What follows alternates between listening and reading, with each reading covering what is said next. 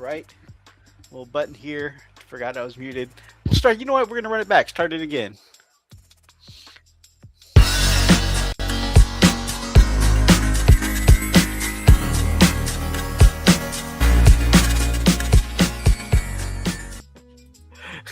Try it again. What is up, beautiful people? It's Wolfbrother Mythos, and this is Wolfbrother Hobbies.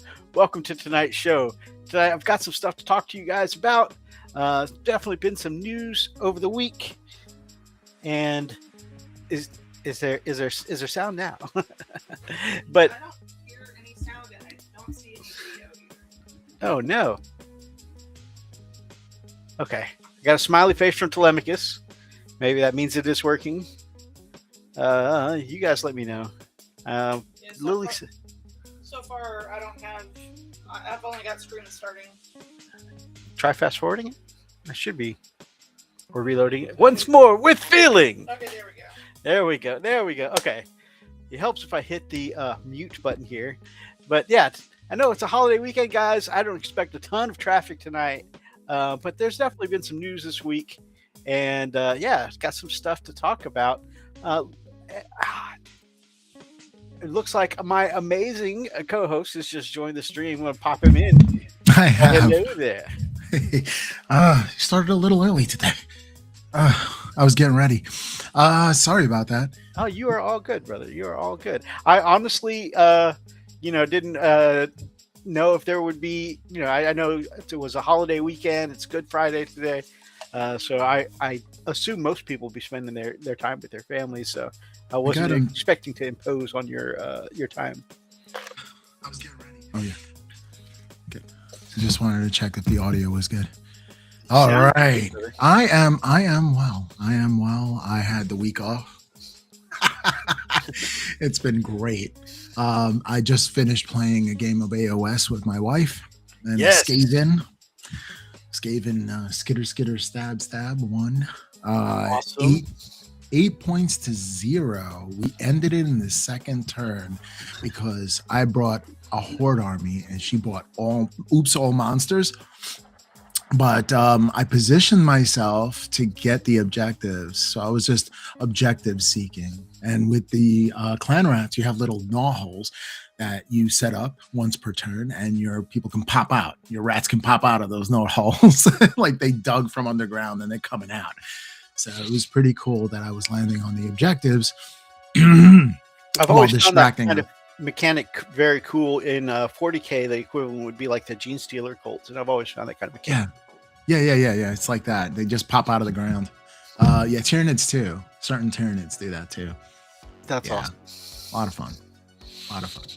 But don't worry, Miss TMP, you'll get them next time. Yes. She wants to play a game of Warhammer Underworlds, and she usually whips me in that. Oh my goodness. So much. Well, I mean, who can argue if you found you a lovely lady that'll play Warhammer Underpants with you? I mean, really, there it is. Yeah, I mean, that's the dream, right? Is it just me? Yeah, we're going to talk about Perturabo later, so this could be great. Indeed. I have mixed feelings, because I'm getting into Iron Warriors, but also, 30K or 40K? Yes. Not the new defiler, Yeah. So I'm kind of torn at the moment because I've been saving my Warhammer gift cards for a Kratos tank, which would be very cool if I were playing 30K. Yes. But now that I'm starting to feel less confident about, the local community staying in 30K, it would almost like a Defiler would be a similar cost, but would be 40. So should I just? I mean, should I take the same? I had a feeling that the 30K thing would wax and wane. Yeah, in general that tends to happen. I mean, there are some people who are just like hardcore 30K. Yeah. But good for them. But in general, it does seem like the 30K communities from what I've seen. Like, if it's not a hardcore dedicated 30K area, you know, they're kind and of ebb and flow, you know. yeah. We'll see. We'll see.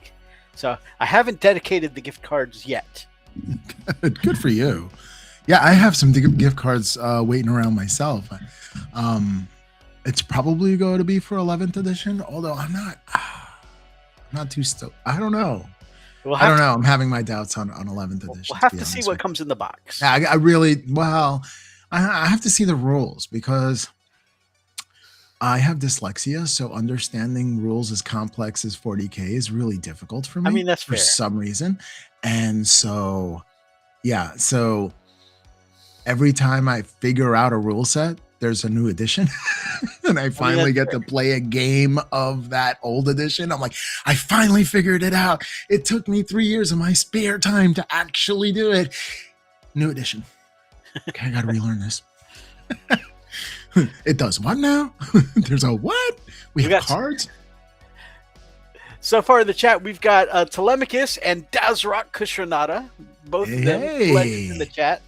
Correcting me on my I had the mute button on first. I totally, forgot to hit the button. Billy Mythos. But they helped me get my audio straight along with my lovely Lily. Nice. And now it's a party. It's cool when you have a wife that helps you out with your passion. See, it's awesome. Agreed. You got that too. Speaking of Dazrock, I'm looking forward to playing some D&D this weekend. I'll be playing my roguish monk, so atoning from a life on the streets, hopefully. Yeah, that sounds good.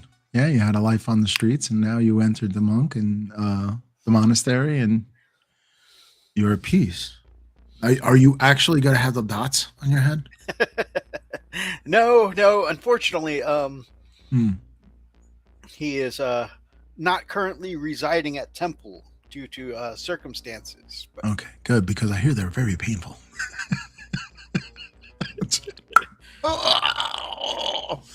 Wake up. I have such a headache. Oh, my pleasure. My pleasure. So, what have you been up to besides the game? Have you done anything this week? I know you released an excellent tutorial. Guys, keep an eye out for Nightbot. Nightbot will soon be posting Rob's newest tutorial for the Blood Claw pack leaders. Yes, I have that up. And it was a lot of fun. I'm currently working on Wolf Priest video to get that up. And that one is 3 hours worth of video that I need to edit down. Oh, wow. That's why it takes me so long. Because sometimes some of the content is blurry. I don't really realize it. So I have to cut that out. And I do extended stuff. So I don't know. Sleep. I don't know. Long break. I should get enough sleep, right? Is there peace in death? Many would say so. Many refer it to as eternal rest.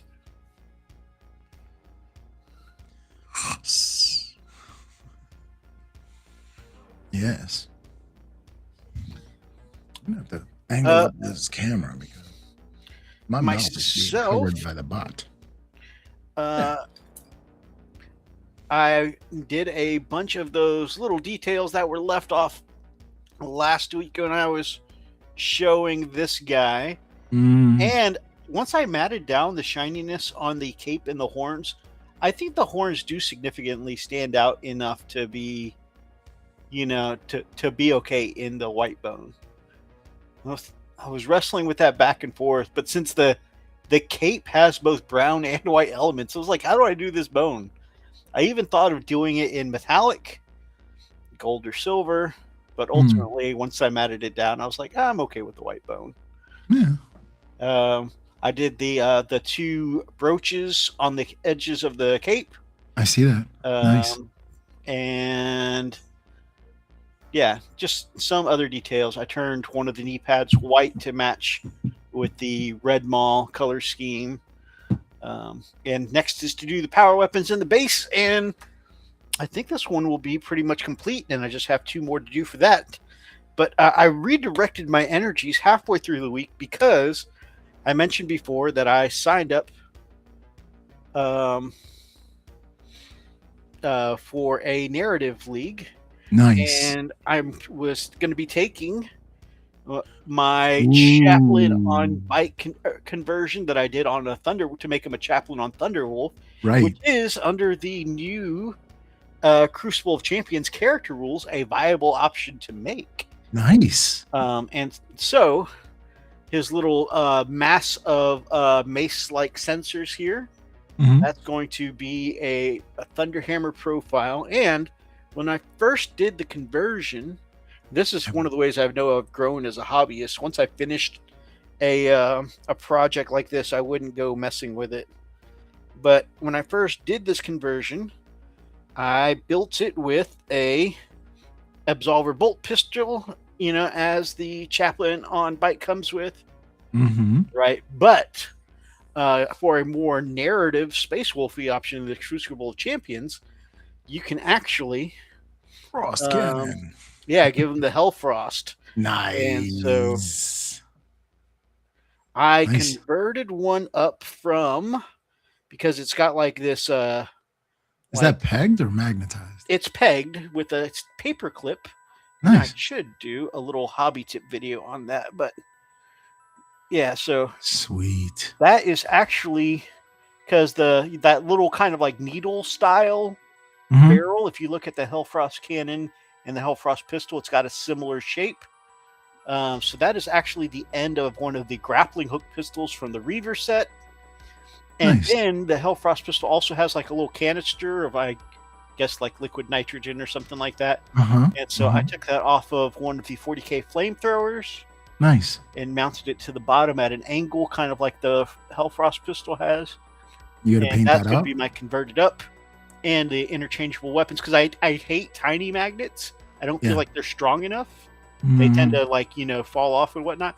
So I went with paper clipping to just kind of pin it in, and it's got enough friction that I can change the pistols out without worrying about it falling. That's nice. That's nice. Yeah, they'll stick together, especially when you're upset at the unit and you throw it across the room.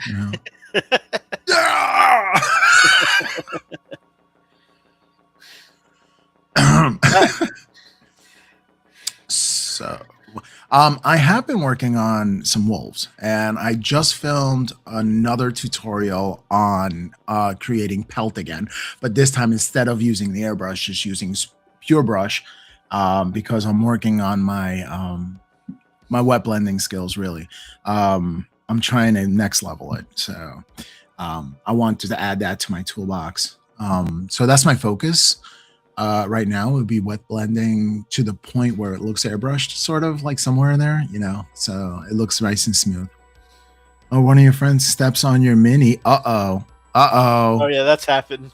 Oh, tell us the story while I go get the wolves. Come on, we have to hear it now. The cat's out of the bag, or the wolf's out of the bag. I'm sure it's probably happened more than once, but the one that immediately comes to mind is I had just finished painting Inquisitor. What was her name? The one with the crossbow. Anyways, it came with the Triumvirate set with Gilliman and the Grey Knight, and there was one of the Inquisitors with like a crossbow bolter, and it was the Inquisitor I just finished painting up as part of a commission. And I guess at some point we were at card night, either card night or role-playing night, and I was showing off the mini to a couple of the guys, and I set it on the counter, and I guess at some point it got knocked off the counter, and one of my friends accidentally stepped on it, and you could just hear the crunch of boot to miniature. And the Inquisitor is a very, she's in high-heeled boots, kind of like an Eldar. She's a very spindly miniature, and so she's like, there were just like several snaps. The head, the hat, I think one of the legs came off. So I had to repurchase it and then rebuy it so that way it could go back to the commission. But it was actually, worked out okay, because I ended up painting that miniature as one of my test pieces for my upcoming Sisters Battle Army. So I turned her into a Canoness. Ooh, nice.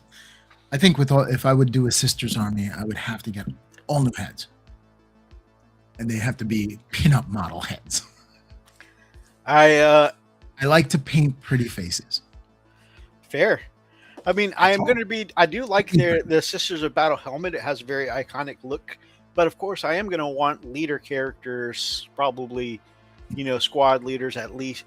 Squad leaders maybe, but definitely like, anything above that to have faces. And I do plan on getting some faces from Etsy for that. I actually have several bookmarked that I want to purchase. Nice. Just because I do prefer a softer, prettier face on my miniatures, and so that's what I plan on doing. Speaking of prefer, there's the fur now. Yeah, I got this guy done. I don't know. I should be able to see that. There we go. I got the. Oh, thanks. Wow. I want to see you too. I got this guy done. I don't know if that's gonna focus. It looks good. It looks really good. Oh, that guy is done, and that was my first batch of my first try, trying the transitions with just a brush, and going through. And then I changed it up a little bit. So and this is the third guy from that group. Oops, there it is, and they look amazing. Oh, I changed it up for the next batch. I'm still on the fence of doing the third one yet. So this is incomplete. This is mid-step, so I just threw this in there. This time I actually added, you can see it a little bit. So a little dry brushing of black on the top. So it can go straight to black, almost to almost white. And these are just like the insteps. They're not done yet.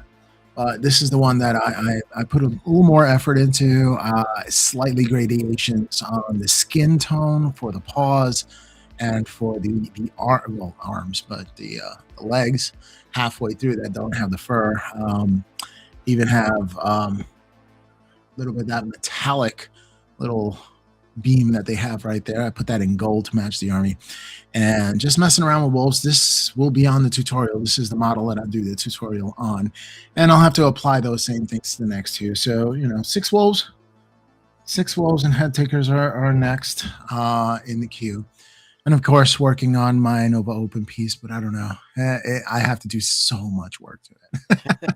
You can do it. Yeah, I know. Well, the wolf came out looking fantastic and is definitely going to make for an incredible tutorial. Yeah, it's gonna be fun. I wonder if I'm gonna play it. I'm gonna have to talk to the people at Mount Airy, Warhammer Mount Airy, so this way we can get a game in. Heck yeah. I have a game scheduled for next weekend, nice. Which will maybe be the first game of the Narrative League. I'm supposed to have 2 within the next week. Nice. Because it was supposed to be 2 for 2 weeks, but it's Easter weekend. I'm probably not going to be able to get a game in this week.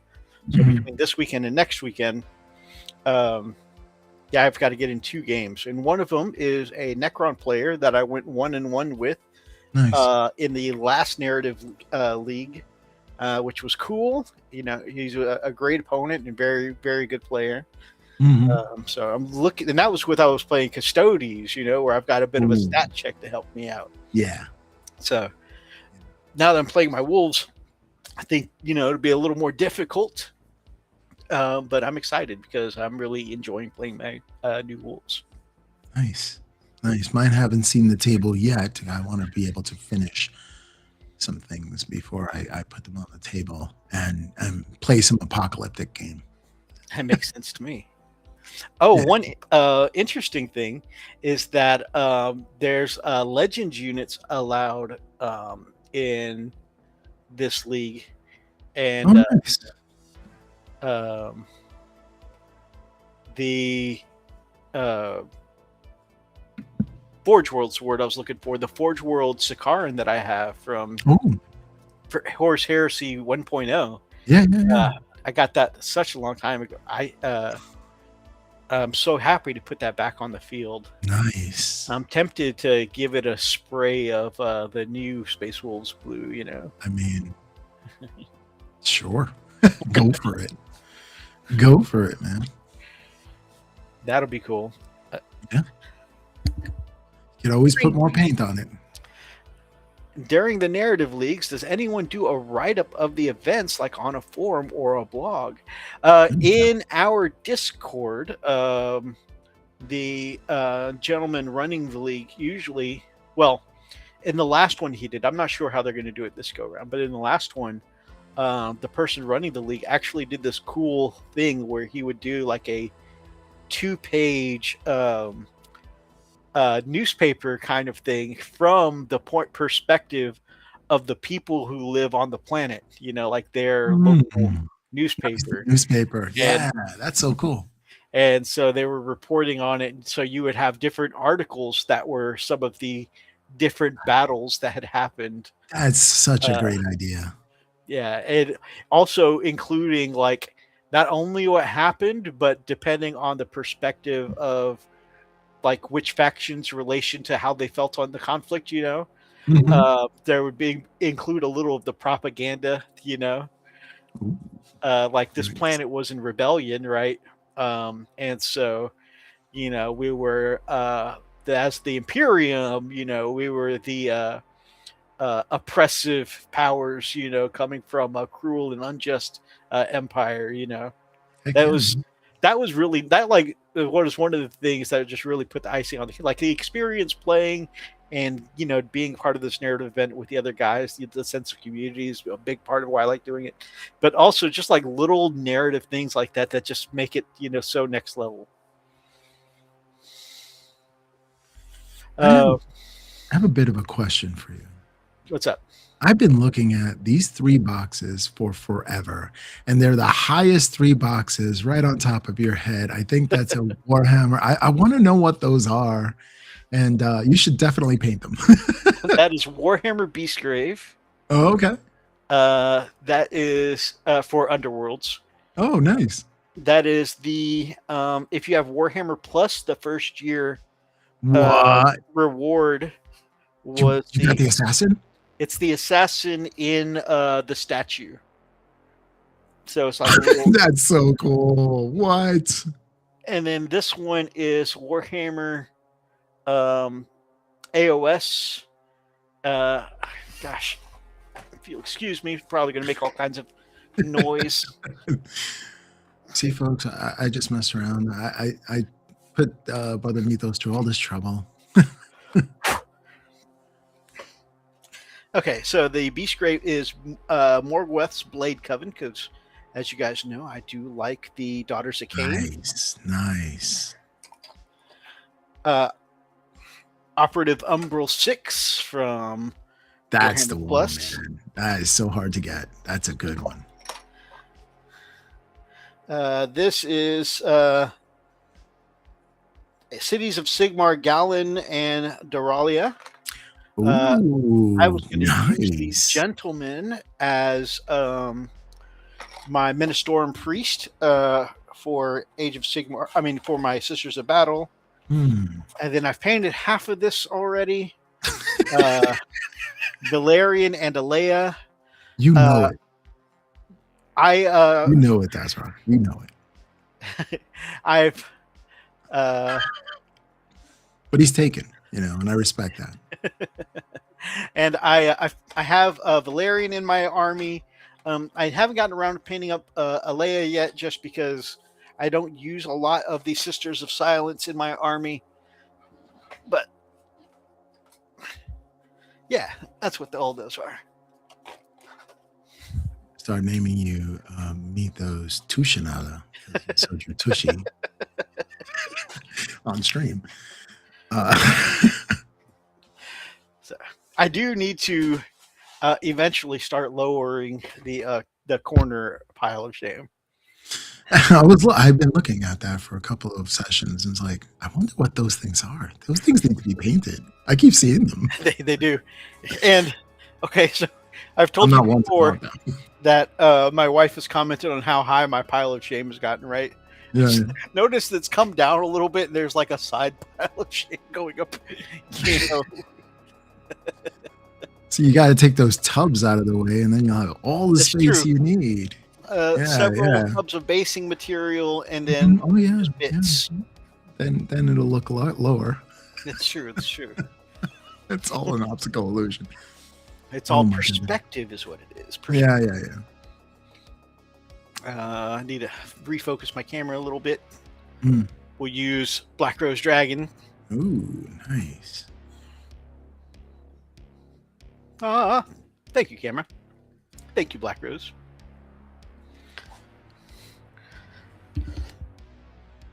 All right, I'm going to jump into some channels of the week, and if you feel like asking me to add any on, feel free. I'll be happy to add in whoever you like. The first channel we're going to take a look at, though, I've been in the mood to watch some Kit Bash lately, and so you're going to see that as the theme of my channels this week. Nice. The first one is Tabletop Craftsman, and this is not only Kit Bash, but lots of scratch building too. Here we go. Tabletop Craftsman. Okay, good. Muted. But you can see here, like, cheap wargaming terrain made from junk. Check this out. A kid's toy dump truck turning into some real grim, dark, broken down machinery, to put on your table. Boop. Never throw out. You can. Another one, like one of the ones I talked about before, scratch building hobby hacks with things like sprues. That is Nightmare Fuel. I wish I hadn't seen that. 40K Gorkanaut built from scratch. Ramshackle Games. I do like some of their work stuff. They're pretty cool. But we've got 20-cent toys into epic terrain. Yeah, so not a huge channel. You can see there's probably about 5 rows of videos, 6 rows of videos. Cheap skirmish board, dinosaur toys, discount store sprays and varnishes. Just lots of. I do like the not only craftsman ideals, and you can clearly see like this truck here, really cool weathered paint job. So he's definitely got some skills.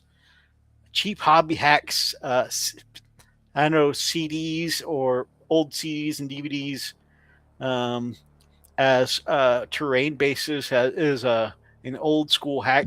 Man, I just have a hard time thinking of anyone destroying a CD for that kind of thing. But I have done it before because I was going through one of my moving boxes and came across an old AOL CD from back in the day.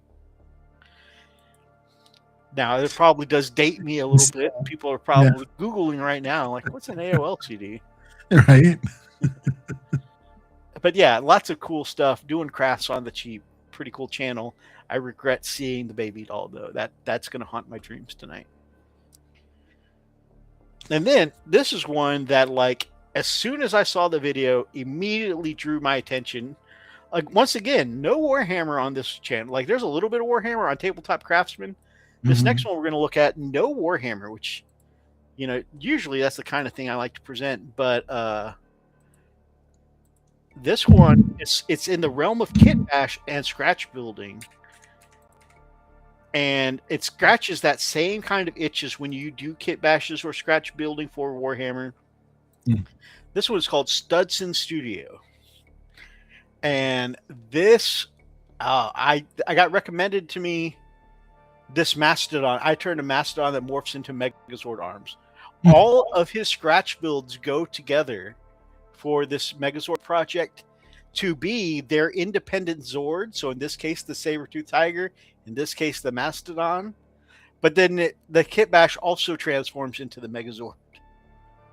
It is such a cool set of videos to watch. There's, I don't think he's finished the series. I think he still needs the T-Rex body.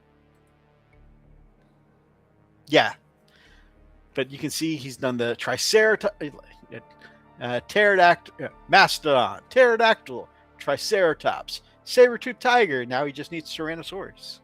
It is so cool. Also, if you are a fan of Ghibli Studios, yes, I am. He's done several variations of Howl's Moving Castle. Nice. He has done the house from Kiki's Delivery Service right here. Neat. So the tissue box. That's cool. Yeah. Pokemon Center tissue Yeah, the Pokemon box. tissue box, absolutely. Yeah. So, although this one also had a Nightmare Fuel, I wish I hadn't come across. He did Shrek as a Thomas the Tank Engine style swamp engine. You see, Why? you see, for me, it's the horse centipede because I think of the human centipede. But yes, Majora's Mask, Clock Tower. It's just, ugh. Oh, Cat Bus, except it's Garfield. Oh my gosh. Totoro. I have some channels myself. I do not share this with you, but I should. If I could. Probably could.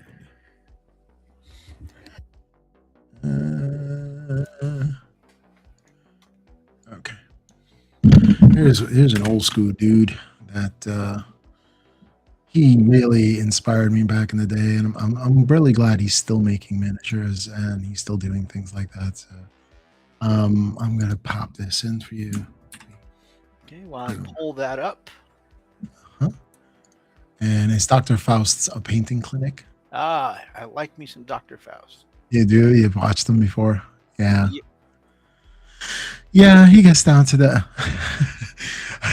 talk about nightmare fuel, how to paint a sexy lich.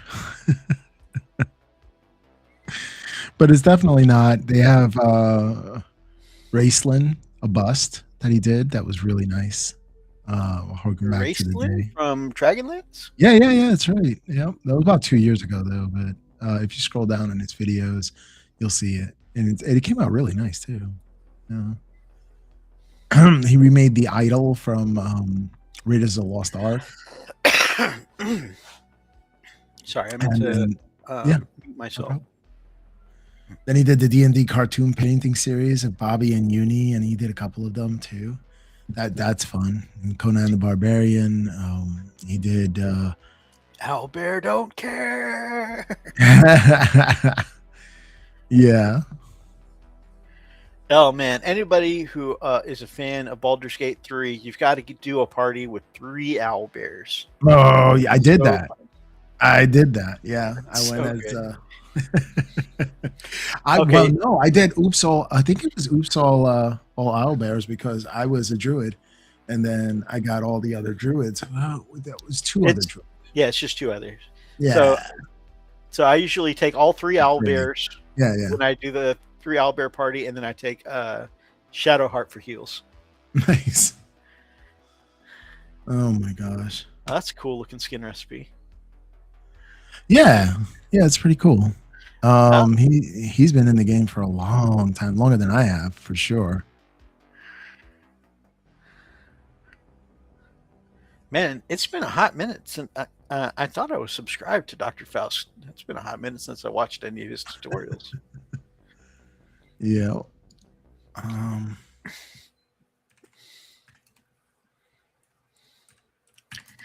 Ooh, one of the car from Cyberpunk.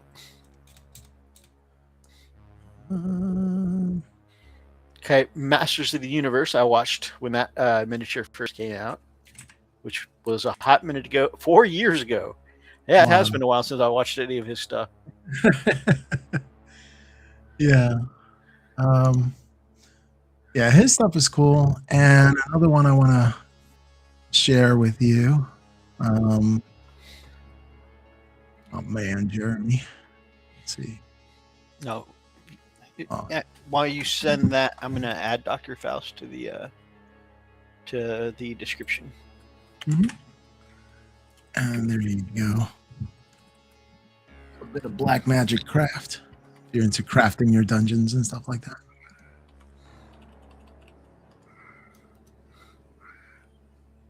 Black Magic Craft's always a good one. Yeah. He has gotten my sized. He's plumped up a little bit because 2 weeks ago he said sometimes it just doesn't work, and you see the picture of him and then you see the picture of when he started, and you can tell this is a sedentary hobby. It's really tough to stay thin when you have a sedentary hobby. It's prioritizing, but it's pretty cool. I mean, he's done very well. He has 470 subscribers. Not that he needs my help or anything, but yeah, he's been around for a long time too. Oh, 470,000. I'm like, there's no way he has 470 subscribers. I got you. Yeah. All right. Updated the description. So if anybody wants any of these links for these channels, all you got to do is hit the refresh button. Old school stuff. A lot of fun. When I started painting miniatures, this is what I religiously watched. And I'm a crafting DM, so I made a lot of stuff.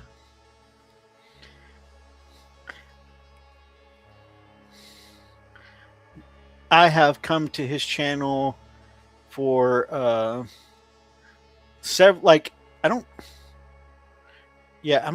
I'm subscribed to him now. I haven't been subscribed to him, but I've come to his channel several times for like specific things that I was looking up. Like when I first got into pigment powders and chalk effects.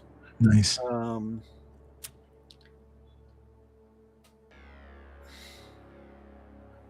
And dungeon tiles is another thing I watched on his channel. Yes, and how to make tiny foam bricks so you can build yourself terrain. You know, if you don't want a 3D print, there's still foam out there. All you have to do is get a foam cutter and you're good to go.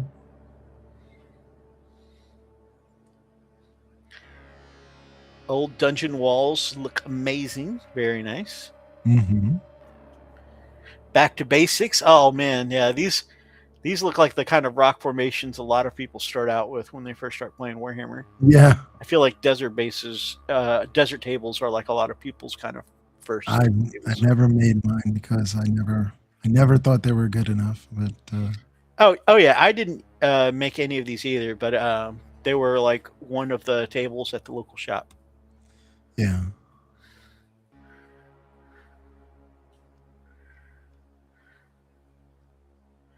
So, Trench Crusade stuff. Oh my gosh, that build is as big as his head when he's kneeling down like that. That's pretty massive. Yeah, you got ahead of things there. Got ahead of himself. There you go. The tiny bricks tutorial you were talking about. Yeah, it's pretty cool. His foam cutter. He's got a fancy foam cutter there. Yeah, Proxon. I have it.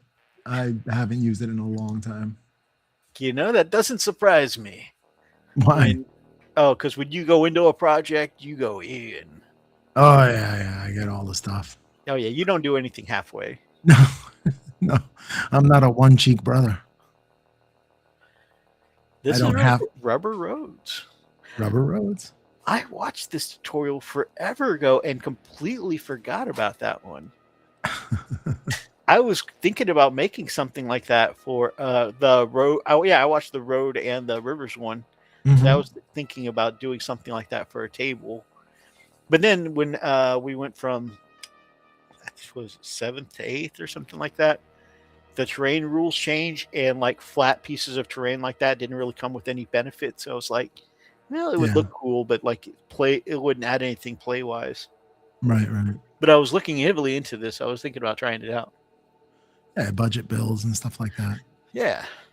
I mean, Warhammer is expensive enough, so save some money.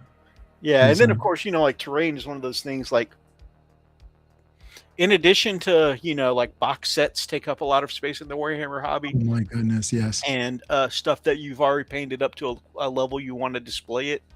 Hmm.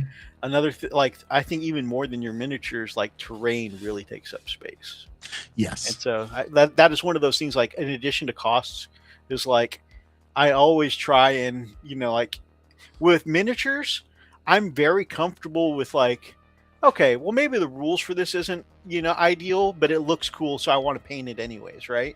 Hmm. And I feel like that's something, like rule of cool is something a lot of us can resonate with.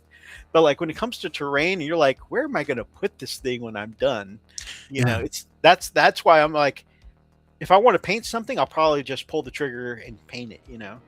But if I want something terrain wise, crafting terrain and stuff like that, I typically am going to do my research and see if the rules fit and stuff like that because I have a couple of pieces of terrain that I made early on, but when terrain rules change, it's like, well, it's taking up space. What do I do with it now?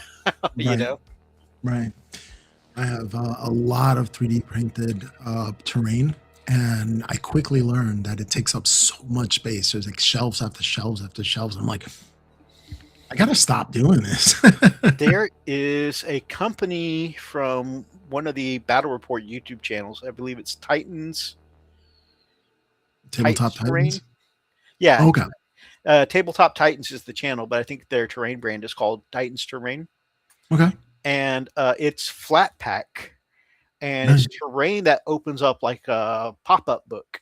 Oh, it's like the papercraft one. Yeah, Yeah, yeah. that's pretty cool. It's made out of like I think it's hardened cardstock or plastic stock. Like what's it called? Plastic card, Plastic card. and then it pops up like when you Oh, that's neat. unfold it and stuff like that, and I- it all fits into like a encyclopedia, kind of box. Really nice. I've seen future proof terrain. That's what it's called, and it goes together like Lego blocks, and they come pre-painted. Oh yeah, And yeah, that you was could pretty cool put too. them in different things, and you could just store them in a box. I went into the wooden terrain too, the laser cut wooden terrain. I did that for my boarding actions board, and I got to take that out again. That looks so hecka cool, man. I gotta say, like, it is a pain to set up, and that box is quite a big box of terrain that I have Yeah, for boarding actions. But when I actually do take the time to set it up and play it, it is a fun game mode. yeah, it's so much fun. Happy freaking Freaking Friday, freaking Execute Friday. Commander. I hope you're doing well, my man. What's up, man? Happy good freaking Friday. You're right. You're right. That's right. That's right. So, who's drinking coffee on your shirt there? Have Oh. you named them? This is one of the Tea Turtle shirts. I love Tea Turtle shirts. And along with wolves, another animal I've always identified with are foxes, and a fox drinking a cup of coffee it just seemed a very mythos thing. So, He's a foxy guy. hello there. No, take it. Trust me, you don't want a roundhouse to your throat.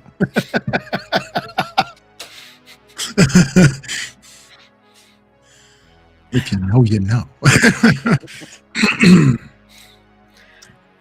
Cheers. All right. everybody. Yeah. So All right. we have a couple articles, Nice.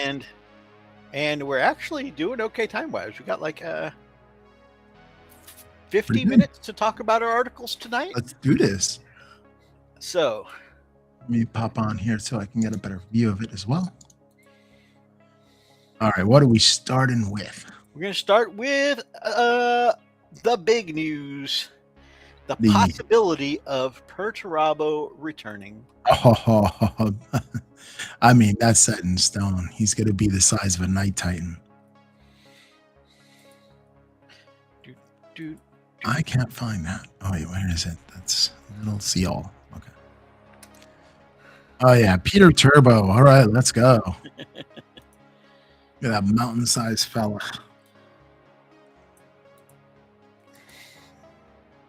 You know, I have a thing for Primarchs. you do, in fact. You do. So, first of all, he looks super cool so far. Mhm. And as Brother Rob just alluded to, he is freaking massive. Yeah, he is. I have Sedentary. heard people mention that they think he's going to be the size of a Chaos Knight or Imperial Knight. Yeah, I think so. I've That heard would make somebody sense. say that all the way up to, I've heard someone say that he's supposed to be the size of a Warhound. I don't think that they're going to No, limit a Primarch to somebody that can afford a Titan, no. because Titans are Yeah. very rare in the game. Yeah. And I think in most cases, like, you can't even play a Titan at 2,000 points. So I don't think they would lock a Primarch behind a standard game size.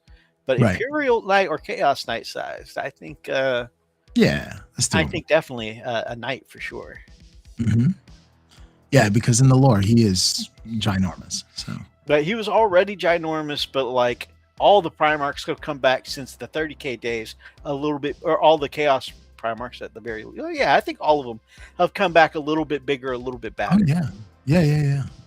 Of course. I mean, you have Magnus, which is huge. Yeah. It's a huge figure. I think it's going to be that size, Magnus size, or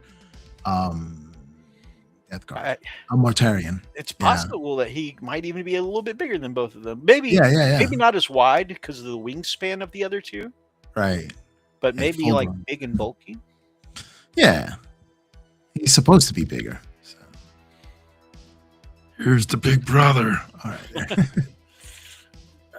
And man, if that's the case, I think there's a clear option, which Iron Warrior 30k or 40k I should go for. You pick it up, I build and paint it for you. Ooh. This way I don't have to own him. His lore? Mm-hmm. His lore. What's the story behind Perturabo? Siege expertise. Siege expert. I just actually listened to his Primarch novel a couple months ago, and so he went to a kind of Greek-inspired kind of planet, and it's so crazy. Darklight Dreamer. Hey, gents, what did I miss? My brother.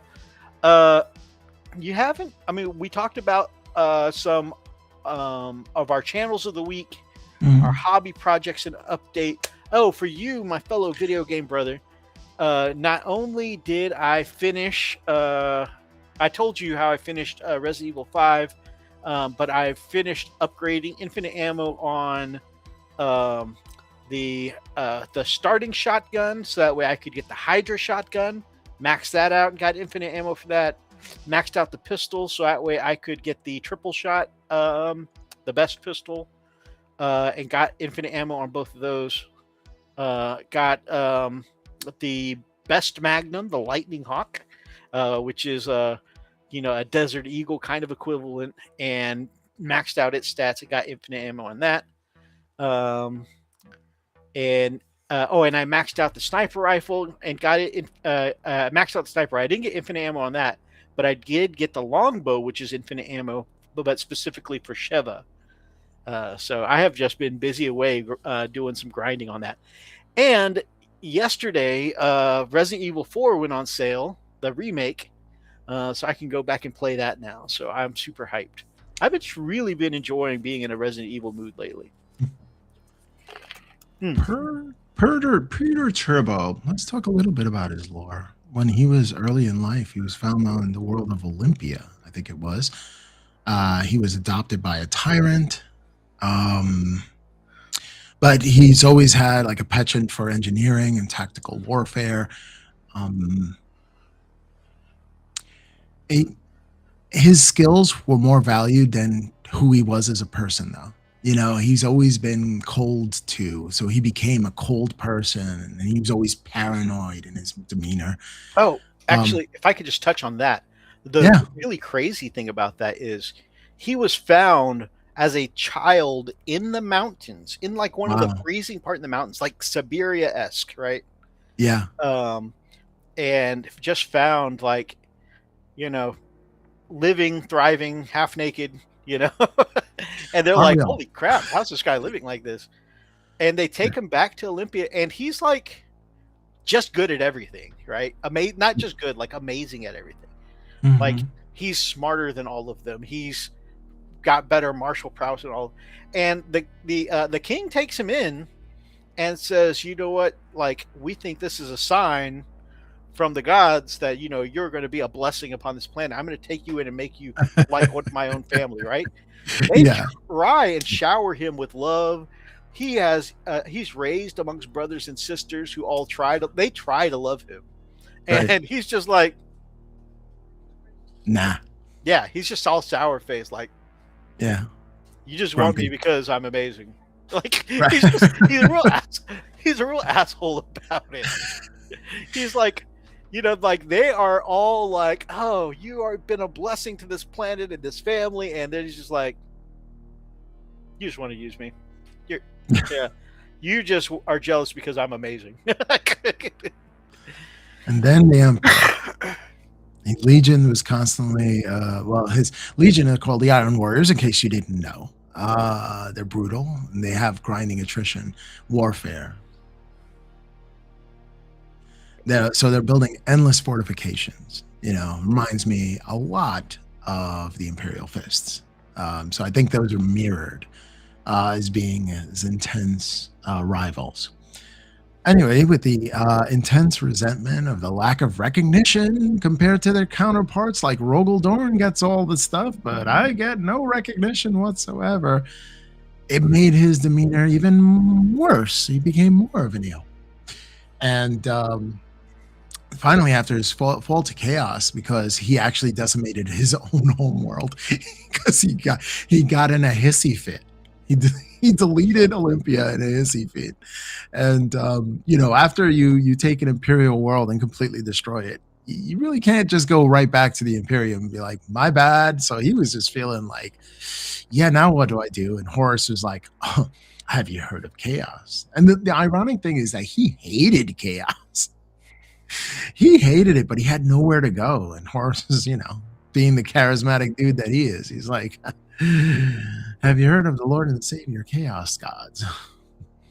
And yeah, so he was in the drop site massacre, if I'm correct, at Estevan 5.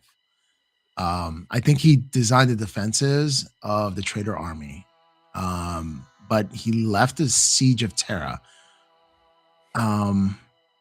He hated the chaos corruption of his brothers, like, and that's the irony of it.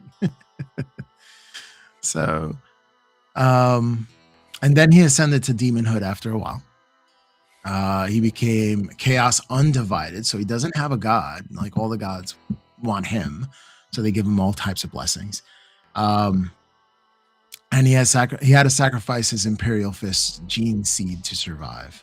So currently he resides in the demon world. It's called Medregard, and within the Eye of Terror, and in an infinite citadel that he constantly keeps on grinding warfare to. So that's all I know about Peter Turbo. he is the Primarch of the Iron Warriors. Here, my brother. That's right. Yeah, it is really interesting because they're rivals with the Imperial Fist, and both of them have are really good at, you know, they can build defenses, but yeah. Dorn was always given the recognition and, you know, missions from the Emperor to build foundations and fortifications, and you know, they were always safe behind their fortifications, where, you know, Perturabo's group, they developed a specialty in not only building but more sieging and breaking down defenses. But because he's so arrogant, he often does it through sheer manpower and just throwing his men into the meat grinder, you know. But then he gets bitter about that because it's like, look at all my people dying for the Emperor and I get no recognition. But he chooses to do it the hard way. Yeah. Right. Yeah. And because, yeah, so it's like a self-fulfilling prophecy, right? Right. It's like, my men keep dying for the Emperor and he doesn't care. But they keep dying for the Emperor because you're just throwing them down the middle, basically, right? Throw them right into the meat grinder. And so it's like it just keeps going in a loop. I'll tell you, And Angron would be happy about that. oh yeah, lots of blood for the blood god. Oh yeah. So Nice. because he keeps throwing his men into the meat grinder, one of the really interesting things is that sometimes they aren't always able to recreate Chaos Warriors as quick as Iron Warriors as quickly as they go through them. Because they take such high casualties. And so what they've started doing is their great rivals, the Imperial Fists, they'll harvest the Imperial Fist gene seed. Yep. And then they'll put them through like dark rituals before they create an Iron Warrior out of them. But then they make them they make them lesser citizens in the Iron Warrior Society, calling them half-bloods. And basically it's like they're just in most cases they're going to be used for the cannon fodder and chaff missions anyways, but so like they get extra warriors, like disposable warriors out of it. Also they get to kind of dishonor the Imperial Fist by doing it, so it's like a double win for them. Yeah. And because they're stealing the Imperial Fist gene seed, those are basically resources and basically genetics, Imperial Fist genetics that'll never get recycled back into the Fist. So it's like not only is it dishonor, but it's also like weakening, draining, and weakening the Imperial Fists. Yeah, it's pretty crazy. Yeah, it is. Yeah, major douche. major mechanical douche. There it is.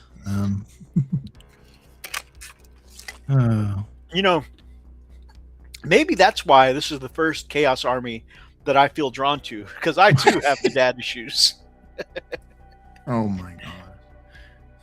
All right, so look at that artwork. Might be the first ever proper depiction of post-Ascension Perturabo established in a Warhammer book. So take a moment.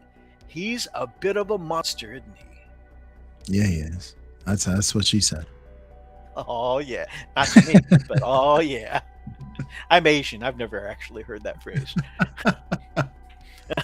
Despite his fearsome appearance, Perturabo's deadliest weapon is his mind. He's been engaging in it inside the towers of Medringard for thousands of years. Every dispatched warband and recalled fleet has been part of his intricate maneuvers, and now the masterstroke is at hand. The time of the infinite citadel has come. That's a really good looking Iron Warriors army. Yeah, it is. That's gorgeous. Maybe a bit heavier on the hazard stripes than I would go in some areas, but I don't know. It looks cool. I mean, it looks cool. I really like him. The Lord of Iron is sensible enough to stick to his strengths, while Abaddon the Despoiler pursues his own wide-range plans to conquer the Imperium. The Iron Warriors will do what they do best: besiege it through grinding and brutal warfare. A good siege doesn't have to be confined to one planet, however, and slowly expanding the front line towards the heart of the Imperium is the goal, no matter how long it takes. And expanding the ring of horrifically brutalist fortifications, designed by Perturabo himself, forges ahead. Entire worlds turned into keeps. Their resources plundered to the last stone so the Iron Warriors can raise walls that cross entire systems. Put simply, it's a classic Iron Warriors siege, but an absurdly huge scale. Battle by battle, the infinite citadel will creep towards Terra, leaving no foe behind that might disrupt the plans. When significant resistance comes to stop them, they will simply dig in and claim the defender's advantage. Most importantly, the carnage and horrendous body counts suffered in these pitiless battles serve to please the dark gods further, and soon the veil between real space and Empyrean will be thin enough that the Daemon Primarch can finally walk upon the Imperial soil again at will and drop the killing blow in person. Kapoom chow, as my daughter says. Are you on the side of the Iron Warriors? Do you want to see Perturabo's galactic fortification stretch from one corner of the sector to the other? You can read about the Lord of Iron's dark plans in the new Eye of Terra books this Saturday, which was last Saturday, I think. You can also pre-order the Chaos reinforcements, including the Iron Warriors Warsmith, Kavak Morn, at the same time. Oh, yeah. Oh, yeah. There it is. Very, very cool. Oh, yeah. And I think this really outlines one of the differences between, you know, the fortification styles of the Iron Warriors and the Imperial Fists. The Imperial Fists will go to a location, a world, or whatever, and they will build up the fortifications to strengthen the planet. Right. What the Iron Warriors do is they will assault, and as I described, grindingly, you know, devastatingly, at great cost, just brutally, slowly beat down their defenses, and then they will abuse all the resources of that planet to create their own fortifications and turn that inwards against the Imperium, you know. And I could definitely see like two of the Chaos Warriors together having some coffee right there. They're Iron Warriors and they're sitting there having their coffee. And it's like, hey, brother, what are you doing next Tuesday? Oh, I'm dying. What about you? I'm dying too. Oh my gosh, let's die together. Brothers. Brothers. Telemachus says, gene seeds are good eating. I'll pass on that. It's like uncooked calamari. You know, I was about to say, you know, if you saute anything up with garlic and butter, I mean, you know. I do like escargot, so not everybody. What is it? Hannibal says. I think he just says salt Lava and just beans. a little bit of olive oil. A little Chianti. All right, so we've got the Perturabo. All right, what are we doing next? Next, we're going to look at a miniature for the Boss Knob coming from the upcoming 11th edition box set. See all Boss Knob. Oh, crap. Oh, yeah, I see him. Boss Knob revealed. I love his tiny little squig. I like his baby squig. His baby squig is so cool. He has that rocket launcher and the other things going on. Oh, man, it's so cool. It's just going to be fun painting that up. All right. Boss Knobs lead the mobs of orc boys. So they need to be a good bit bigger, stronger, and flashier than their underlings. They rule over the boys with sheer brute strength and have access to eye-catching gear, such as custom shooters, big choppers, and trophy racks. And baby squigs. Our lad here has clearly been given. I can't do it without a Jamaican accent. I cannot do an orc accent. You can do it.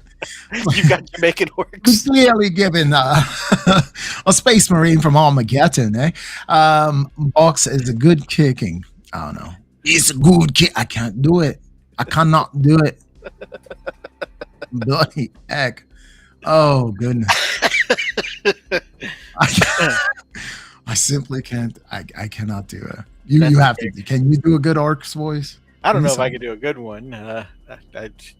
Our lad here has been given the Space Marines from the Armageddon box a good kicking.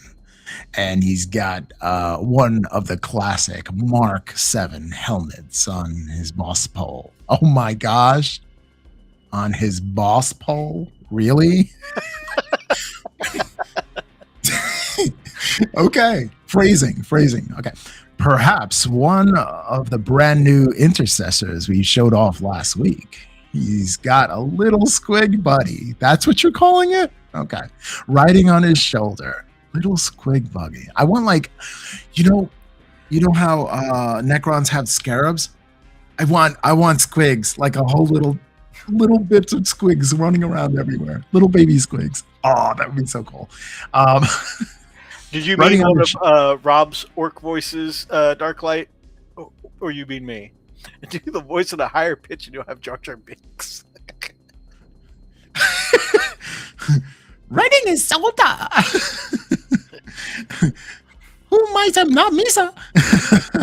Actually, he had so much hate he wanted to commit. He wanted to unalive himself for doing that because everybody hated him so much for ruining Star Wars. Oh, but the it voice wasn't his actor. fault. Yeah, dude, he was just a talented actor. He was just doing his job. Anyway, who might not be as big as one the war boss has, but even squigs need to start somewhere. They're adorable. Adorable. All right, do the last part in your best orc voice because I stink at that. We'll be showing off new miniatures from the Armageddon box set every week for the next few weeks, right here on the Warhammer community. Right? No, I missed the section, right? No. Few weeks right here on the Warhammer community. Go ahead. Right here on the Warhammer community. Make sure you signed up for the new 40K newsletter so you don't miss out on any of the big reveals. You better sign up for the orc option rather than the Beaky Boy option, or our new boss knob will get mad. Oi, real mad. It's the hashtag new 40K newsletter, but who needs a newsletter when you have teeth? I'm going to have my Jamaican beef patty. Dude, whenever you do paint your orcs, you got to paint at least one of them, Jamaican style. Oh, yeah. I'll give them dreads. It'll be great. The dreads will be squigs. All right, so what do we think of the boss knob miniature itself? I think I like the old knobs. I got thanks to actually Dazrock here in the chat.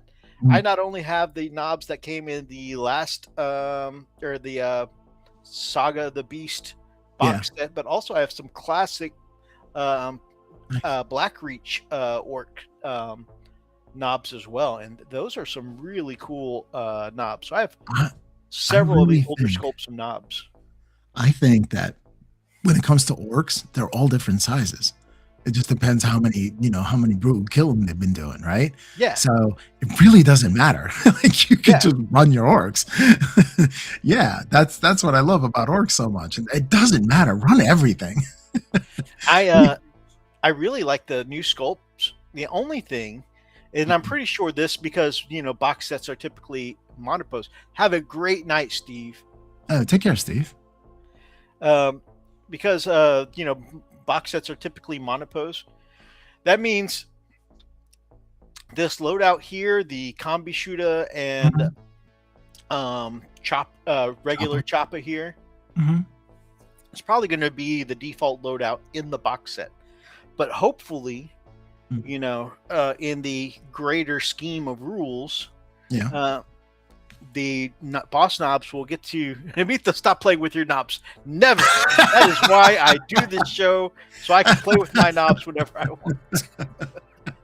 That is why I have a section called Articles in Art, where we look at articles like this. So that way I'm not on camera and I can do whatever I want. And if you guys hear awkward breathing, pay it no mind. And if you like the awkward breathing, then grab up an axe and smash that like button. In the name of ASMR. See. So I hope in the greater scheme of rules, the boss knobs for these squads will be able to still keep the power claw option too, because in all the games I've ever played, having the power claw option amongst your boys really just helps add at least something that can punch harder than the AP1. Strength. What is it? I think it's typically strength 4, strength 5. Damage 1.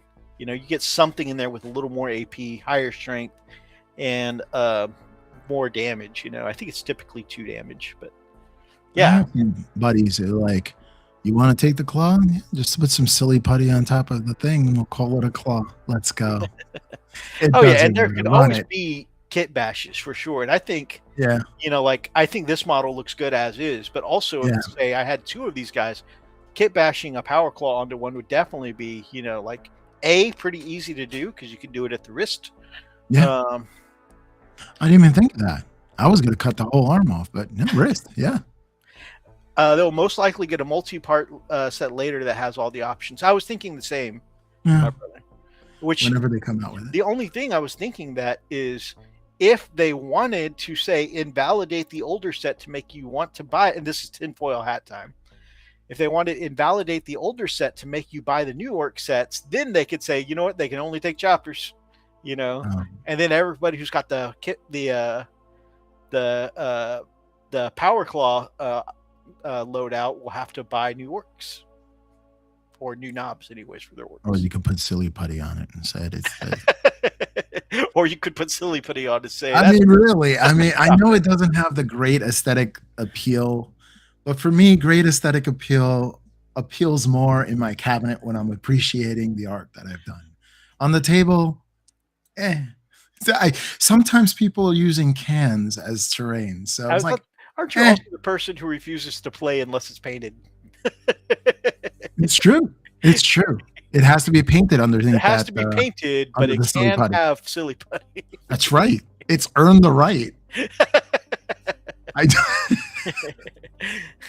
Mythos, stop bashing your kit. I'd pay Mythos to bash my kit. Oh yeah. Oh yeah. That's why we do the commissions. I'm in love with the little baby squig. Like the baby squig is awesome. That's gonna be one of the best parts to paint about that. I might just take that baby squig, put it on a pile of bones, and call it a demon prince, and get a demon prince. Baby squig,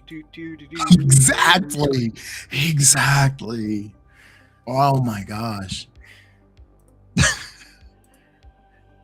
All right. Next up, we have. What are we doing next? Where has Commissar Yarrick been lately? All right. What have you done for me lately?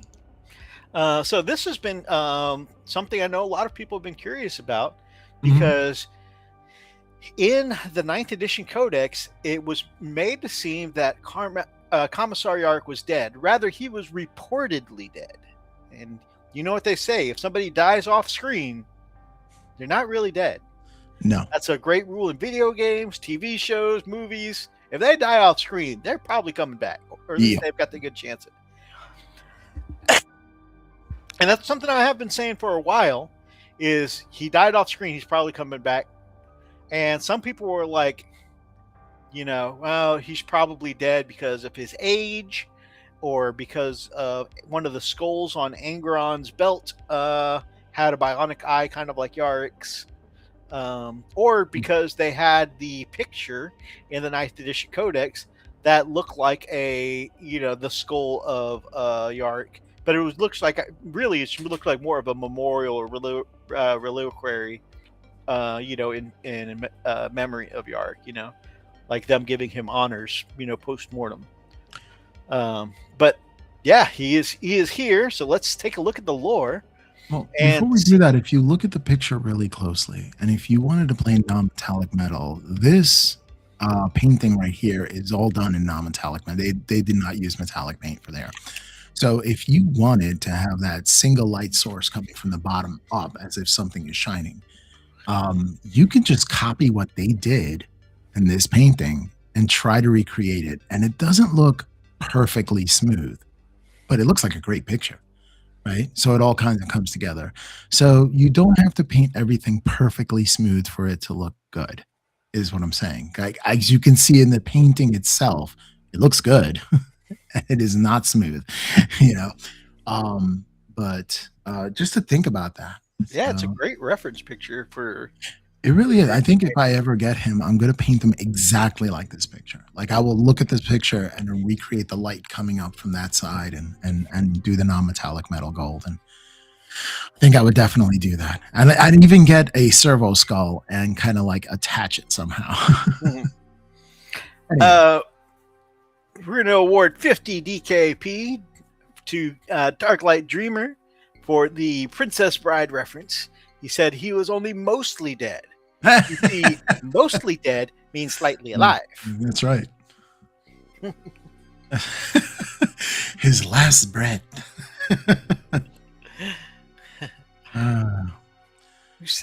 True love. I heard it. I heard it.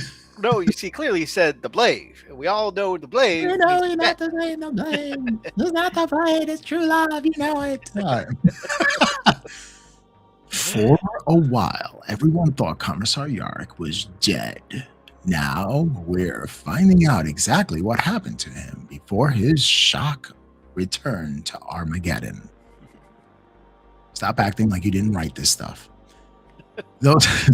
Those who remember the last time orcs invaded Armageddon, they may recall that Ghazghkull Thraka sought to jumpstart a new phase of war and set across the stars, determined to start the Great War and find an even better scrap. Yarrick followed in hot pursuit with the force of the Black Templars. The fleet harried the beast of Armageddon as he moved from sector to sector, constructing a strange device that defiled Imperious auguries. Finally, they caught up to Ghazghkull's horde on the world of Ikra, only to find that the planet itself, cracking and buckling under the immense power of his insane artifice. A mountain of ramshackle machinery that split the skies with bolts of green lightning.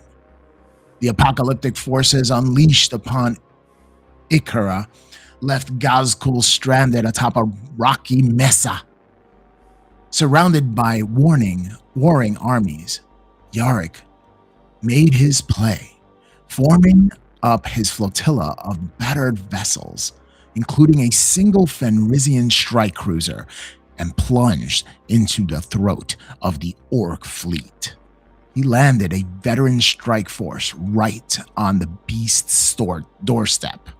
A barrage powerful enough to destroy enemies thundered into Ghazghkull and threw up a plume of smoke. The beast roared, wounded but defiant.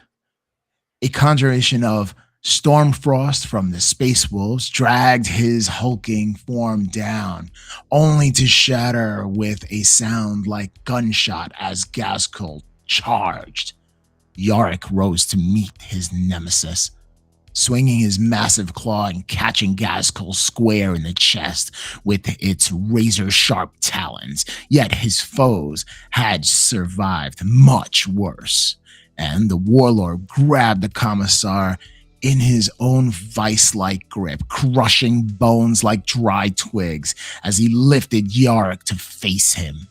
A titanic headbutt planted on the beast's face with a plume of crimson. He smashed Yarrick into the ground and raised an ironclad boot, ready to pulp his greatest enemy once and for all. Before stopping with his wicked grin, victorious once again, he withdrew as the planet buckled in its death throes. Amidst the chaos and scattering Imperial forces, no one saw the black armored form of the Fenrisian priest-spirit, a way that remained of the legendary Commissar. His fleeting forces reported his death, and in time, the bell of lost souls rang out on Terra. But against all odds, the old man of Armageddon had survived. Yarrick laid in the medical bays of the Space Wolf strike cruiser. Though he escaped death once more, he would never be the same. His reconstructed skull forever aching, his broken limbs supported by cybernetic armature, and his skin unnaturally pallid, even for his advanced age. The skull helm priest of the Space Wolf had told him that he was still needed on Armageddon, and so to Armageddon they would go.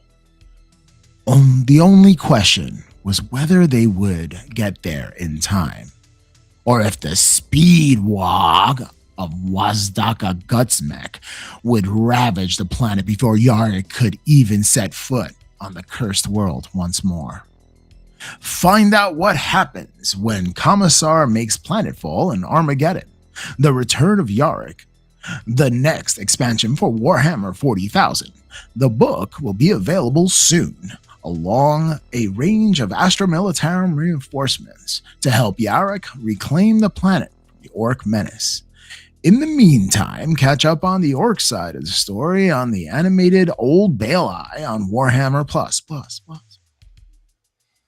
That is the very second episode of one of the animated series for Warhammer Plus, and it is very good.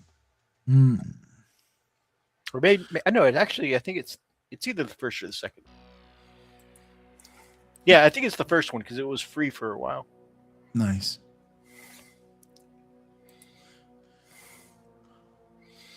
All right, there is the lore. Yeesh.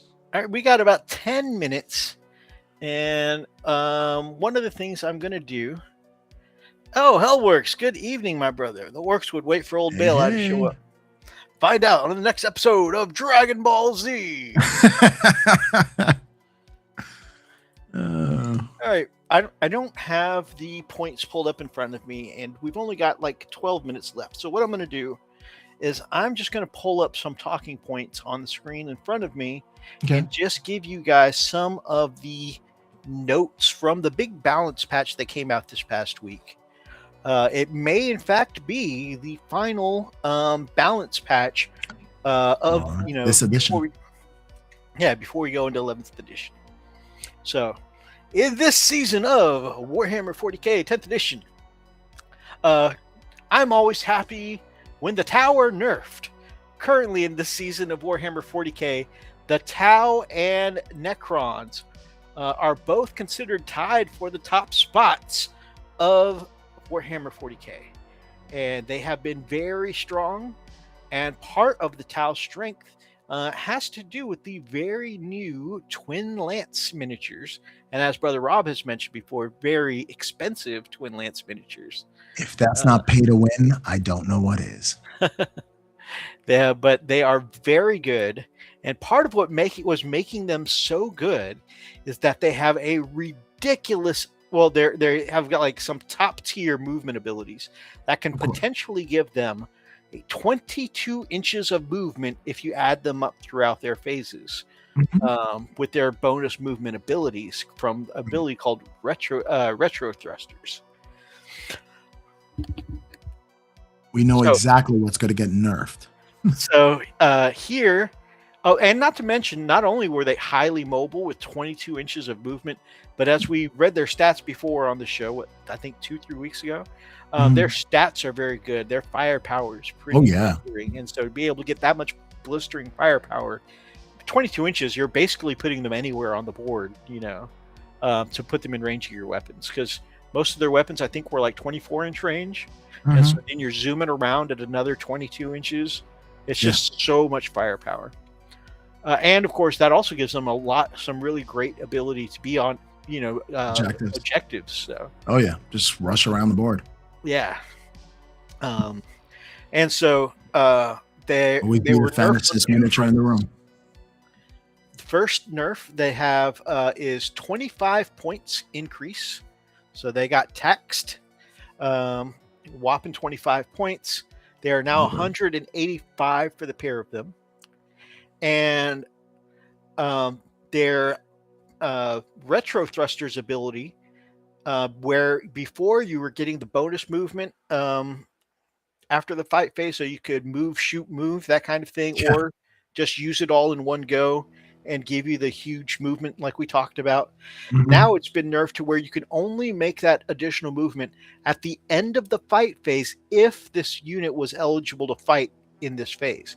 So if you weren't in combat to begin with, you could no just longer use it to zoom across the board. Right. This unit can make a normal move up to 6 inches or a fallback move. So, I mean, if it's that's great if typical. you fought and you're consolidating now, or if you need to back out of a combat, that's good too. Can still be really good if the fight phase on your opponent's turn, and you want to be able to back up at the end of their fight. So that way they're free on your turn. It can still be very good, but not just top tier, you know. Having to fight close enough to an objective that you could just sneak away at the end of your turn. Exactly. Yeah. You get those I said retro thrusters. Hellwork said BS thrusters. Hola. ¿Qué tal, CR7 Vin me? Good evening, CR7. The Necrons who are sharing the spotlight with them also got nerfed, and what's been making the Necrons so strong is how strong the Catan have been. Oh yeah. Oh, I got that one. I gotta paint them up. And so I love Catan. The Nightbringer is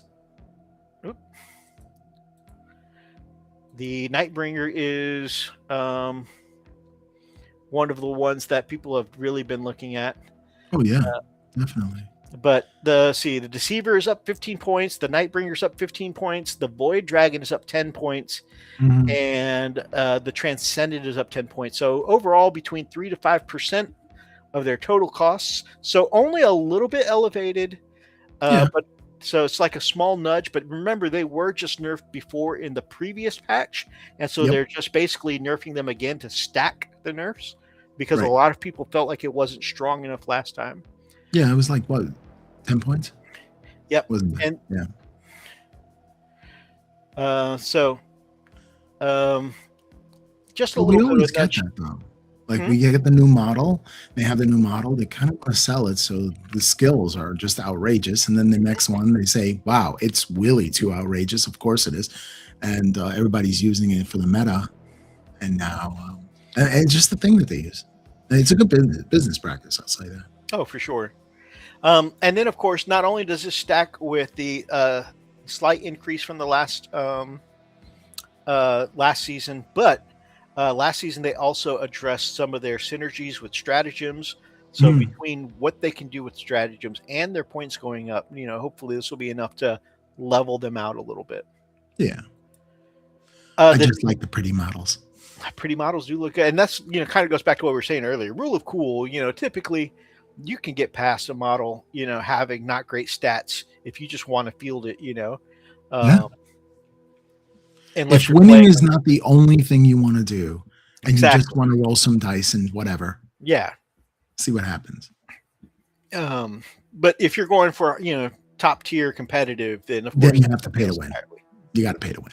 That's the way it is. Yeah, you got to get the bright new shiny because those rules are not going to be regulated. Yep. And then paying to win is often like you got to max out 3 of this max size units. 3 of that. You got to min max. That's right. That's right. That's how you play the game to win those tournaments. Just try to break the game any way you possibly can to get the advantage to win. Not my style of gaming, though. Right. Tyrannid's got a small win. The new Tyrannid Prime, the one with the big whip that we said looks a little BDSM. That a lot of people were like, this is a really great looking paperweight because they said the points were way too expensive, and it was too expensive for the points, and it just didn't feel like it did enough for a big monster like a Tyrannid Prime. Right. So the Lash now gained extra attacks. The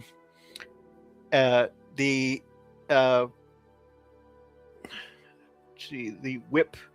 Now, not only does it get extra attacks, but it's got also 8 attacks at strength 4, AP 2 now, which is good, damage 1. So it's just now you can actually whip your way through a squad of guardsmen or Eldar or something like that. Which is or chaff. Nice. Yeah, it's very good for clearing out 1 wound chaff. Mm-hmm. And then, of course, they updated the Bioform Onslaught keyword, so he gets the buff from that now. Keywords can be a very big part of Oh, yeah. your strategies and synergies in 40K. Absolutely. So AOS before, I'm sorry. AOS too. No, exactly. In Warhammer in general. Yeah. And then on top of that, they got a 20-point discount, dropping from 85 points to 60 points. So Nice. going up in number of attacks, Going down in being points. AP2 now, which is nice. And then of course, and that's just 18. That's 8 attacks before their extra attacks. So really, they're getting 12 to 14 attacks depending on what you roll for their extra attacks. Mm-hmm. So yeah, that'll definitely clear out a squad of guardsmen if you can get them to hit. What are they hitting on? They're hitting on 2s. Yeah, that is pretty guaranteed to clear out a squad of guardsmen. Oh, yeah. A smaller squad of guardsmen, that is. Like big block of 20, you'll go through a good chunk of it, but maybe not the whole block. Yeah. Best case scenario, you go through most of it. Yeah. So yeah, that's it's it definitely, for 65 points, being able to kill a dozen guardsmen a turn is pretty nice. That's not bad. Yeah. Just have to worry about the return fire. No, for sure. What's their AC? Their save is a 3+ save with a toughness of 5. Okay. And any feel no pain or anything you can stack onto that? 6 wounds. Even a 6-up feel no pain would be good. No, I see the sustained hits 1, which is where the 12 to 14 comes in. No feel. Yeah. Okay. So yeah, I mean, it's okay. It's okay. Yeah, it's not. Yeah. When is the 11th edition box coming out? It hasn't been announced yet. Usually it's midsummer though. Yeah, no, I think they said it's in June. Okay. I think they said it was in June. This year. Yeah, between June and July usually is the target there. Yeah. Let's see. Kids are off, teachers are off. I no longer get paid for summers. The new Votan champion, remember that guy with the huge axe holding the orc head, Yeah. Barrick Stormbrow has been buffed. No, Stormbrow. Stormbrow, yeah, there we go. Come on, call it bro. Stormbrow. I love him. He's been buffed 95 points, down from 100 to 10. 15 points is pretty good discount. And then mid-June.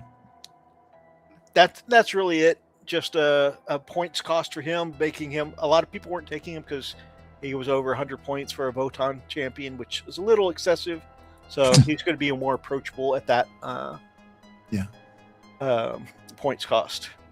They also came out with the new Orc Freebooter crew for the Maelstrom.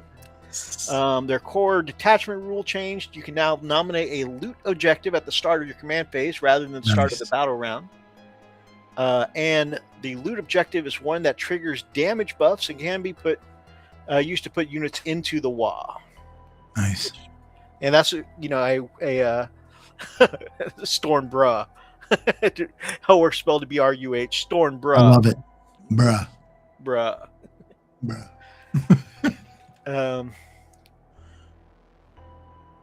I was saying orcs get a lot of their damage from the WA. So being able to mark an objective and say orcs around this objective are going to get the WA is a pretty good ability. Yeah. Ultramarines got some changes for Calgar and Cato Sicarius. They removed the rule to say no more than one Calgar or Cato Sicarius datasheet in one army, as they'd previously quietly removed the Gravis Calgar with Guard datasheet and the Captain Sicarius one. So it is officially gone. They finally removed the Gravis Captain Calgar. And I still haven't painted him. But I do have the new Calgar. I think he can still use, because he's the same size mod. I think he's still can be used for the new one's rules.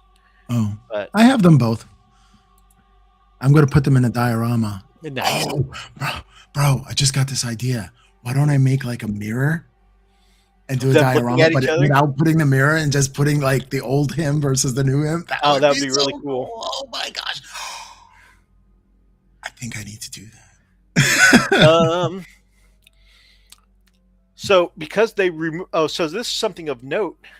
According to Auspex Tactics, this is kind of significant that they removed the rule that says you can't have more than one Calgar or Sicarius data sheet because you had different profiles. Right. Significant because they're saying that means that these might not be added to the 40K Legends data sheets. You know, if they were going to leave Gravis Captain Calgar or the Firstborn Cato Sicarius as options in Legends, they might have needed to still have that rule. That would be disappointing because, like, I have two of the Victrix Honor Guard that can't use their, you know, they don't have shield, they don't have rules for shields anymore. You know, like the new Victrix Guard. Oh well, we'll see what happens with them. The Defiler, of course, when we talked about their stats when the new model released, with the stats they got with the new model has been a huge buff. Range damage output is supposed to be really good. The melee version is pretty good too, but like the range damage definitely seems to be the way to go. Always. I always think that you can't go wrong with throwing more las cannons in a list. Yeah. That seems to be the way I like to play. Yeah. Can't go wrong with las cannons. Oh, but we're waiting on the points to come out for the Defiler. We looked at how much better the stats were, but new points are going to be 250. It doesn't say what the points used to be, so I'm really curious there. So if you know anybody who's picking up a Defiler and like they don't need the extra heads, I will buy those heads off of you because those make great kit bashes. Oh, for sure. Something that I could do. Yeah. I definitely would like to get my hands on one of the Iron Warriors ones myself. Oh, yeah. The official price for Kavik Morn is 120 points. He's got a incredibly punchy flamer, and he can boost the AP of his squad, including himself. So that means he's got a flamer that is D6 plus 3, strength 6, AP 2 if you include his ability, and 2 damage. That is a really good flamer. That is like great for killing Marine profiles. You can even call it hot. That's hot, baby. And in close combat, Kavik Morn has 7 attacks that are strength 10, hitting on 2s, AP 2, damage 2. Then you get extra attacks from his mechanical servo arm. That is 3 more attacks, hitting on 2s, strength 6, minus 2 AP, 2 damage. So nice. Overall, that's 10 attacks for AP 2 damage. Oh, yeah. That's crazy. That's really, really good. He's going to be a beast. Yeah, I punch through things. Oh, yeah. See, the new Mutilators got points. They are 200 points for 3 of them. That is a pretty significant Mutilators are great. Yeah. For definitely. 3 models, that's attractive. That's roughly 70 points per Mutilator. Just in time, Pirates until 11th. Yeah, we'll see what they do with the freebooters in the new edition. Yeah. Surely they haven't brought them back for nothing, right? They should keep the pirates around. Yeah, I love the freebooters. The new Knights Destrier, which we had read were going to be the new knight size between the Armigers and the regular size knights. They are supposed to be 250 points apiece. Curious of the pricing of them. Yeah. I think I saw a price sheet for it. I think that's in the Discord. I can look that up. I hope it's close to 100. There you go. I'll be all right. If you join the Wolfbrother Hobbies Discord, sometimes some of our community members will come across leaks and share them. Let's see. Speaking of which, there are more leaks for AOS. Ooh. I don't think they have Knights time for it tonight, Destrier will be coming in at 170 points. $70. Ugh. So pretty thickums. Yeah, that's almost the price of a full-size knight, I think. No, the knights went up in price. Oh. They're trying to price me out is what they're doing. Thulia Gold, the new Tech Priest, is going to be 210 points. They say it seems to be a copy and paste of Call's points. Interesting. And Call's points are like that because he gets big rerolls. So, yeah, that's going to be interesting to see. I mean, it seems a bit overcosted for someone who's not as powerful as Call, in my opinion, but we'll see. The new added mech models, the Star Terminators. So a lot of new miniatures that came out recently got points this balance update. New Exterminators, which are like I'm sorry? I heard they were doing good. I saw some kind of competition that they won. Let me see if I can bring that up. Oh, the AdMech? Yeah. Oh, interesting. Richard Siegler found out what he thinks of the new units. World champion, well-known Martian enthusiast. The new Exterminators, which are like the Skitarii heavy weapons teams, they are at 135 points apiece for the unit, which is interesting. It's a little more expensive than some people were expecting, but because AdMech can layer on lots of buffs for their shooting stuff, maybe it'll be worth it. Like you said, apparently Mr. Siegler did well with it. So yeah. There's a new detachments and whatnot that came out. We're not going to go through all of those. We're just going through the balance stuff. But yeah, some pretty cool new stuff. And that brings us about 8 minutes past. So a little long. It's all right. I don't have work tomorrow, thank goodness. Thank goodness. Well, that is a lot of stuff there. As someone who loves Primarchs, how do you feel about the possibility that there'll be a cool looking Perturabo to come, but B, that may mean that Russ is getting pushed back.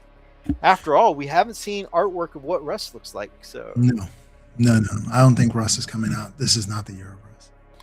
Although they're saving it. If the business starts to tank and they start losing money, they'll bring back Russ because we saw the popularity of the Space Wolves. That was the best-selling box set. The Army box was the best-selling box set of the year. So they know they have a hit and a lot of Space Wolf players. Like, we have a really wide base. So as a business, I would think you would save that to a moment where you're hitting a lull or you need more interest, and you just boom. By the way, Russ, because that's going to be a major thing happening in the universe.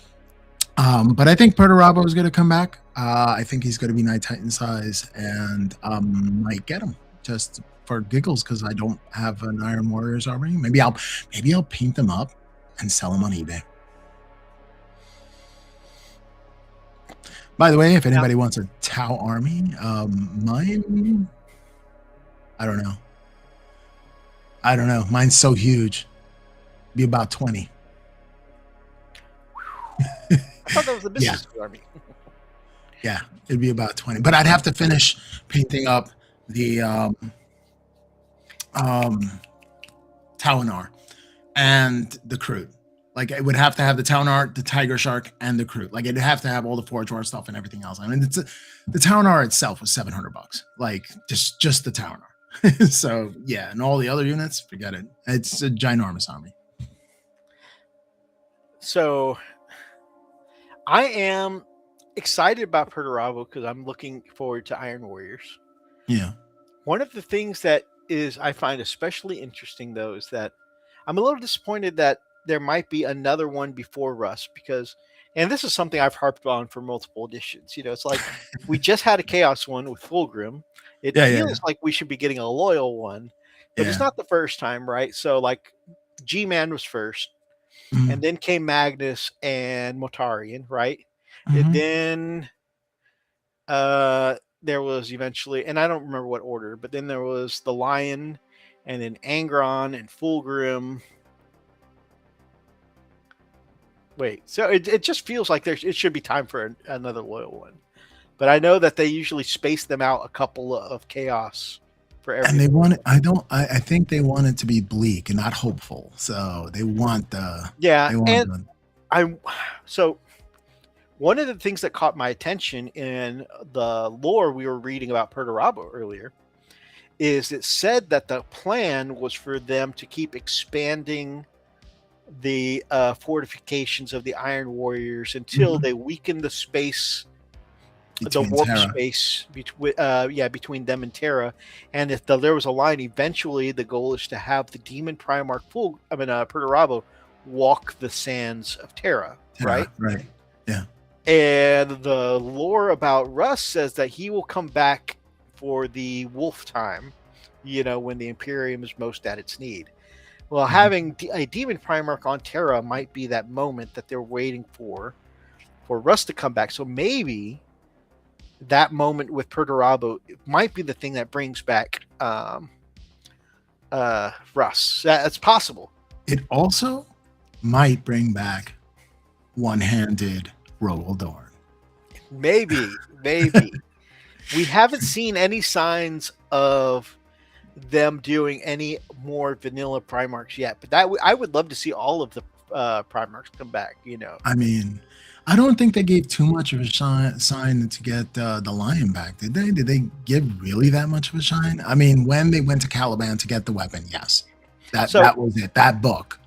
So it has been part of their lore for several years before the lion coming back. Okay. Where they found out in, I think it was the Dark Angels Codexes, Mm. that the lion had been sleeping in the Rock, which is their space fortress. Right. And that some of the inner circle had realized that he was suddenly missing from where he was Laid. in stasis sleep. And so he was kind of missing from his bed, so to speak, in a while. Okay. Yeah. And so All right. But we haven't heard really much of Russ, have we? we have not, other than at the end of 7th edition with the Wrath of Magnus. Yes. I'm looking up here because I've got the books for that set, the Curse of the Wolf and Wrath. That's when I thought Russ was really coming out. I was so let down. Legacy of Russ. Once Magnus came out, I was like, come on, it's gotta be. So at the end of that, when Logan Grimnar is beaten and broken, he's saved somehow, and he comes to, and he thinks he sees in the mist, walking back into the snowy mists of Fenris, the outline or shadow of Russ, and then he hasn't been mentioned since then. Right. But the other thing is that, like, if you look at it systematically, right? So like the vanilla came back with Gilliman, right? And then the Dark Angels, right? It's one of the other codexes, because like all of the other the Space Marines come in just Codex Space Marines, right? Mm-hmm. But then you have Dark Angels, which is another codex, by itself. Blood Angels, of course, their Primarch's not alive, which I'm sorry to say disqualifies them for getting one back. And then there is a Dark Sanguinius in Chaos in the Warp. And then of course Russ would be the next non-compliant codex, ITK 152. I think that's Brother Roxas with his typical yo. Oh yo. What's up? Good evening, brother. So that would be cool to see. Yeah. But and then Brother Hellworks whispered in my ear, he's got an inside source that often has some very good leaks that aren't posted in many places, but he has heard a rumor that not only will there be Perturabo before Russ comes back, but also Lorgar of the Warriors. Ooh. And that is interesting because this is another thing I find interesting. So Iron Warriors are possibly getting a Primarch.